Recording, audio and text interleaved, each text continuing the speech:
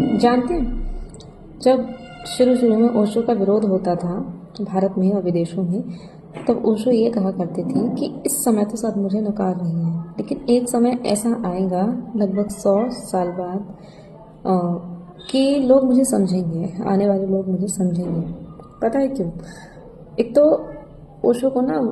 Vulgar गुरु के नाम से बहुत जाना जाता है, मतलब बहुत जानते हैं लोग और कहते भी थे, पर अब ऐसा नहीं है क्योंकि अब लोग समझने लगे हैं।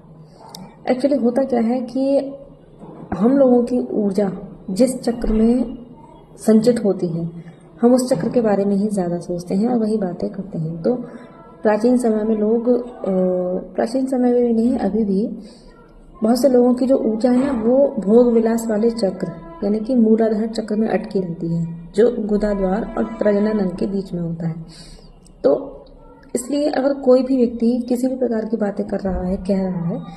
तो अक्सर आप उन्हीं बातों को कैच करते हो जिसमें आपकी ऊर्जा संचित होती है। और हमारे भारत में तो ये स्पेशली है कि लोगों को पकड़ो, उनको समेट के रखो, बच्चों को पकड़ के रखो, भाग ना जाएं, प्यार मोहब्बत ना कर लें, इश्क ना कर लें, क्योंकि उनकी खुद की जो एनर्जी है ना, वो खुद डाउनफॉल में रहती है, नीचे रहती है। तो अब लोगों ने समझना शुरू किया है क्योंकि धीरे धीरे लोगों में ना जागरूकता आ रही है और वो ऊपर उठ रहे हैं, तो वो ज़्यादा सोच रहे हैं, अच्छा सोच रहे हैं। इसलिए अब ओशो को समझने वाले लोगों की संख्या बढ़ रही है। तो अब ये ऊर्जा किन चक्रों में कैसे संचित रहती है, ये आप खुद से भी पढ़िए, क्योंकि बताने को तो लोग बहुत कुछ बता देंगे, मैं भी बहुत कुछ बता दूंगी, लेकिन मुझे लगता है कि असली ज्ञान तभी आता है